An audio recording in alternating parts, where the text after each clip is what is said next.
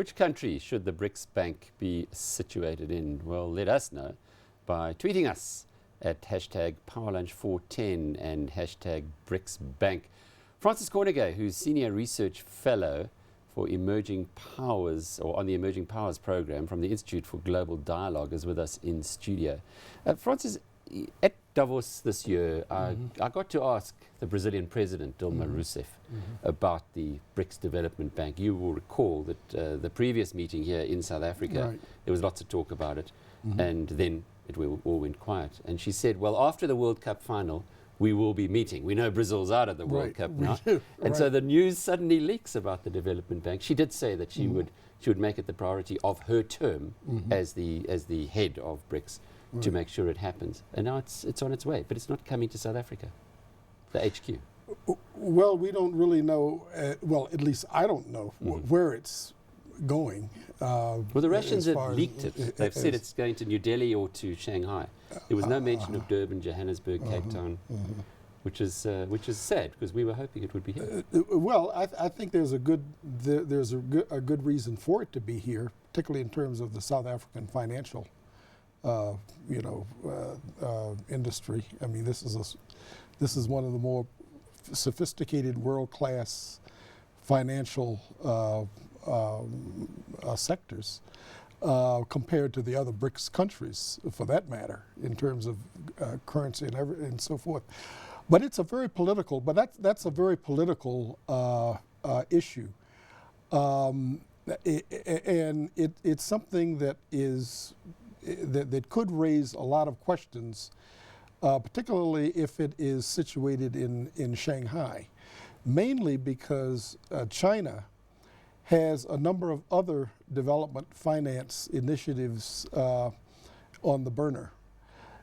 Its primary focus right now is on the Asian Infrastructure Investment Bank. That's its big initiative right now.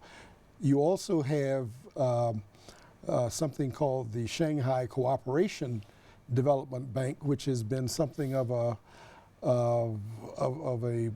batting back and forth between Russia and China on how that's going to be set up, whether it should be built on the Eurasian Development Bank or, as China wanted, a completely new bank. Yeah, these are kind of off the agenda for a South African perspective, because we want to know how is the infrastructure program in this country going to be funded. Exactly. Will the BRICS Development Bank be a source? Well, yeah, and rightly so, but in getting but you see, all of this has to be fitted within the big picture of the fact that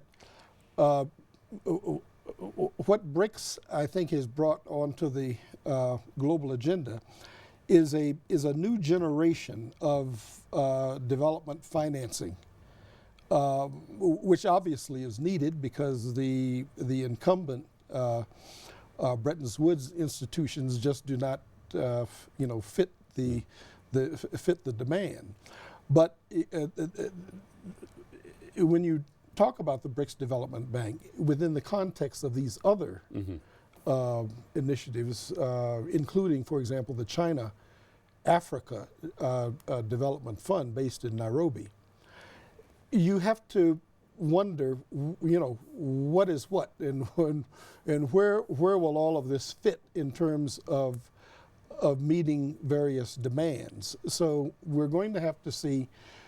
Well, obviously, the BRICS Development Bank is going to have a major infrastructure focus. That has been a central Francis, point. the Bretton Woods institutions are based on the fact that you have to all make a contribution depending on the size of your economy. And South Africa, strangely enough, was funding Europe when they needed the bailout over there, despite the levels of where we are.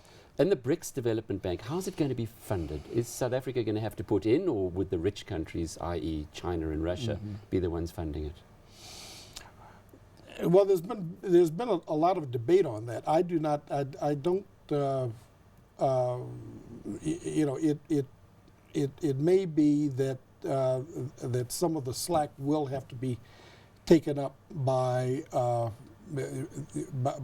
China and/or Russia, in the interim.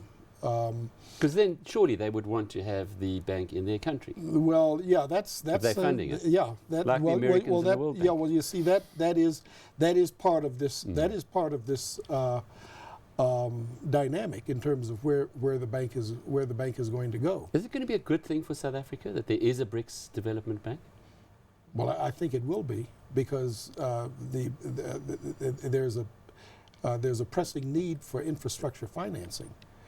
And you need to have, and you see, the problem is that globally there is a huge demand for infrastructure development, not just in developing countries, but in developed countries as well. Infrastructure is a major is a major item.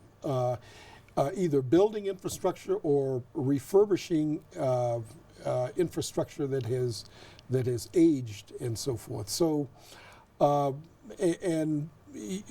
you need to have an institution or a set of institutions that provide a universe for infrastructural investment, and the BRICS Bank is being viewed, at least as far as Africa is concerned, as a major source that will provide that.